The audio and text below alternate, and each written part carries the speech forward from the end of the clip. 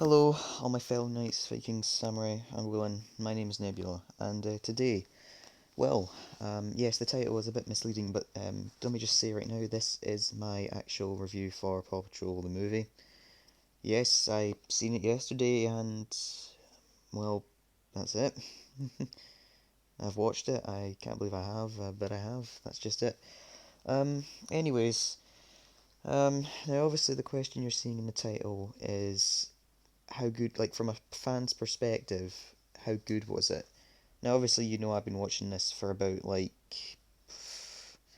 been watching this since it began, like 8 years. Okay, that's 8 years of waiting for a movie, and then did it live up to the hype it created back when we actually first officially found out about the announcement in 2019? Like the first time we saw the news of that it was being scheduled, and the script was being made in 2020, but and then before that in November when we saw the logo that proved that this was actually real. Yeah, so I'll be answering that question today. Well, look, first of all, kudos to every single person who worked on it, with its like the directors, Cal Bronker and Bob Barlin. Bronker and Barlin have been calling them. um, it's not just that though. All the voice actors that they put in: Kim Kardashian West, Jimmy Kimmel, Ian Armitage, Marcy Martin, Randall Park, Dax Shepard.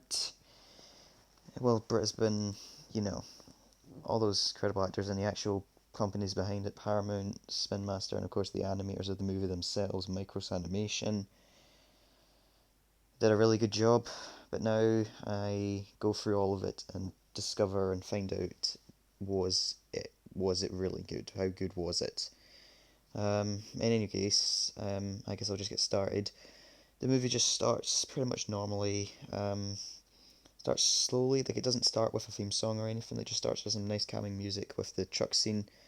And then obviously Captain Turbo, like one of the only characters actually from the show, apart from the Pups and Ryder, who actually gets a line, and May Humdinger, who gets like some lines right at the beginning. And it's obvious that the guy has no clue who the Paw Patrol is, and the only guy in the world who seems to know, not know, I mean, who they are. Yeah, about that. And then obviously the introduction to Liberty was really good after the truck scene had finished. This is obviously getting to find out about how Liberty's like a very strong independent pup, and obviously really really cares about her city, which is good. And then of course we have the introduction of Humdinger. Now obviously he's a bit full of himself, he was a bit high and mighty, which is kind of how he acts. And I'll say this right now, I wasn't too pleased with Humdinger being the choice, but he was pretty good as a villain. And I'll say this much, I'm glad they didn't decide to change his voice actor. I'm glad they decided to just keep Humdinger's voice as Ron Pardo, and then that was alright. I'm glad they at least decided that was alright, because I was worried about a backlash if they chose someone else for his voice actor. Yeah, a bunch of stuff happens. We obviously see after Liberty introduces herself to the Paw Patrol when she finds out Humdinger's stupid plan in a nutshell.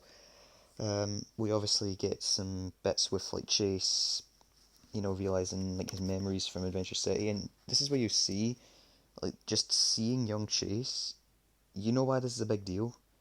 Because we have never, apart from Rubble, which I don't even count because it was literally shit. I'm sorry to say if anyone who likes that episode, but Pops Get Rubble was just terrible, and it did not.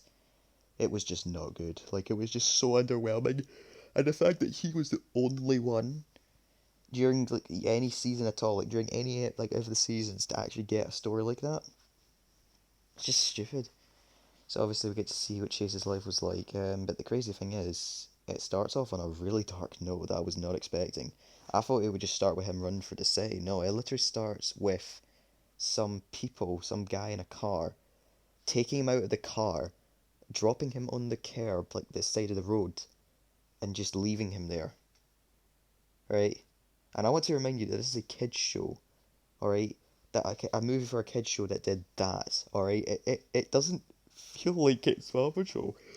Like when they did that, I was thinking, am I watching the movie or am I watching something else? It's so dark. And then the flashback ends with him almost getting hit by like a truck or vehicle or something. I'm like, that is dark. Like, even though I'd read the books and understood some part of like I knew his story was there, but like I was not expecting it to be this dark, man. Like, that's... Look, don't get me wrong, it was good, it was great for, like, development and tugging at the heartstrings, which is what I was hoping it was going to do, but, like, my god, that was a step I would never thought they would have taken. So, yeah, now obviously we get a nice little bit with Good Mood by Adam Levine. Going through, everything seems fine, they're on a road trip, nothing really funny happens apart from Marshall being Marshall and, how could I put this, just slipping on the Paw Patroller and just, crashing into whatever. But before that, Rubble overpacking and bringing, like, literally everything. Not expected to, wasn't expecting it to be like that, but it was good. It's quite funny. Obviously, Good Mood's playing, and then Rubble finds a bunch of pup treats, and then the pups all pass out. And a funny scene that has almost got everyone laughing is when they're all asleep, Sky's just sitting in the middle between Chase and Rocky. And I want to point out I'm not implying anything by this, so don't twist my words or take it the wrong way. Alright? Rocky literally falls asleep and literally lands on Sky's lap, and she's just like, oh, come on, get off. Right? And she, like, turns to the side to try and get away from him, and then you just see Chase flipping over, like, on his side as well, like, basically breathing into her face, and she's just... No one actually heard this at first, but I did, and it was like she does, like, a sort of little... like a little groan. One of the funniest things I've ever seen in a long time. Then the pups obviously arrive in the city, and the emotion of being there is obviously overwhelming for Chase. And then we get to a scene which doesn't really need any introduction, and I hope I don't get copyright for this. It is quite a small clip, so I'm going to share as much as I can with you, and you'll see why it's quite a good thing. How can we afford this place? Officially licensed Paw Patrol merchandise. This stuff sells like hotcakes. So yeah, merchandise exists in their world, and the clever little detail is you'll probably see that is an image from season 1. That's like not their design for the movie. That is literally them from season 1. I'm just sitting here thinking, if that's a fourth wall break, it's a pretty good one because it had me laughing. Like, it really had me laughing. And yeah, obviously we get to see a bunch of rescues. The highlight of it is obviously all the pups doing like their thing. Before that, we get to see what their gear's like. We get to see a little bit more with Liberty, her introducing herself to Ryder in person. Most of this stuff has been like seen in like the teaser promos already, but what we didn't see was the bit where Chase actually forgets to disconnect his parachute and he gets stuck dangling from the like a balcony of the I think it's a museum. I think it's either the museum or a courthouse or something. I didn't really pay attention. Yeah, and then a bunch of scary stuff happens. Then it cuts to the next day, but before all that, we get the Houston trying, playing it a bit during the night when Chase is feeling worried and that, and I'm just sitting here thinking, I know you designed this movie to tug on the heartstrings, but did you have to do it so hard? Like, I was making Scotland into Atlantis, for God's sake, because of how much that was. Like, that was seriously, like, so emotional. I did not think they would ever go that far with this movie. I'm glad they did, don't get me wrong, it's just, wow. And it's really nothing else to it. The train scene, obviously, we get to see an extended version of that. Rocky and Rubble doing their thing. Still, Zuma doesn't get a chance to shine, which I'm not hugely disappointed over. We see Chase getting scared when he's about to zipline over, and Sky give comfort to him, and I like that sort of like teammate friendship thing that they did. It's quite nice. And obviously this is where it really just tugged on the heartstrings a lot. Everyone is obviously gathered around. Ryder is glad that Chase is okay, but it doesn't end well. And when I say it doesn't end well, like, Chase starts getting annoyed because Ryder says you have to take it back, you can't be on any more rescues, and he gets annoyed with him and he just starts running away. Seriously, if any of you weren't crying like before this, I just want to say right now, you most definitely would have been now. Like, oh my god, that was a crazy thing I should do that kids movie. We obviously get more scenes with Butch and Ruben, who aren't like huge, like, I've not really considered them hugely important. They're funny in a way, and it's okay. They're mostly just there for Humdinger and doing his constant my hat gags, giving him a new one. It wasn't as funny. Some people were saying they were kind of liking it, but I didn't really, because it wasn't actually that funny to me. That was the only real downside I had with his Humdinger's like henchman thing. So yeah, Chase gets captured. He's getting really upset. Ryder and Liberty try to find him. You discover a lot of dogs have been going missing, and Liberty being bait eventually convinces Chase when she gets inside this obedience school, and obviously before that we get to see like her roast Dolores. It's like one of the funniest scenes you'll ever see. Here. Please, this scrawny little purse pup is gonna pull a jailbreak? You talk a lot of trash for a dog who looks like a toilet brush.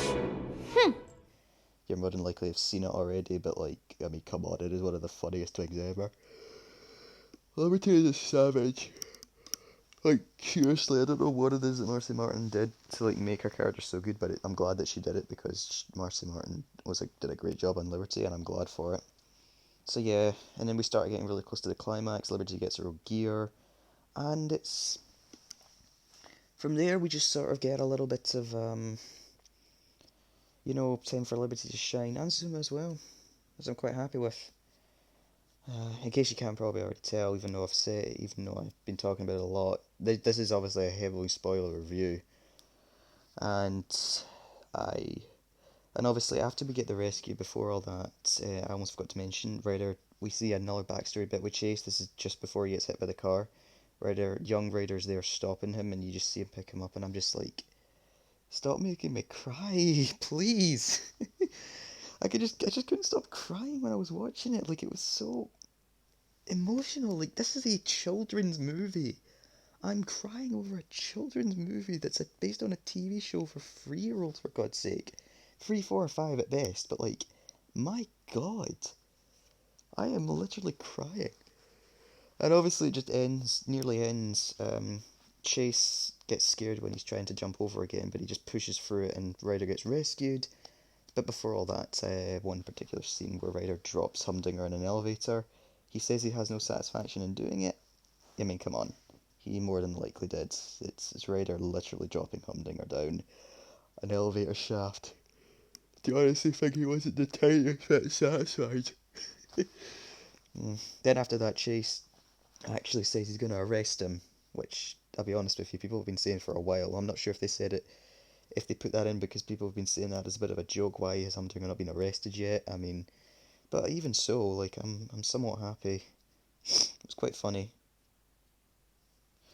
Anyways, yeah, and obviously we get to see the credits, and the realization hit into me when the credits started rolling, by the way. That's it. That's it. I've seen the movie. There won't be any more stuff for this time. It's done. My quest has reached its end. The journey is over. And I just realised to myself, there probably won't be a sequel. I hate to be a downer about it, but like, this is a separate video entirely, but I'm just going to say right now, I have a lot of reasons why there probably won't be a sequel, and I will make another video on that, but like, my God, it's like, that's it. This incredible journey just ended for me, and I was upset. Don't get me wrong, the movie was absolutely amazing, but like, there will never be something that hypeful again. That's what upset me. I was just in a state of, I mean, what now? Anyways, the question, at last. From a fan's perspective, myself, was it good? Hell, yes, it was absolutely amazing, alright? The animation style for it, okay, was truly amazing, and I just can't really say anything else other than the fact that you need to watch it, and watch it again, because of how good it is. Alright? Anyways, that's all for now. Please leave a like and subscribe if you haven't already, and this is Nebula out. I will have more videos covering this in the future, but look, listen guys, watch this movie, trust me. Be careful if you get emotional easily, because it will tug on the heartstrings. I'll see you later.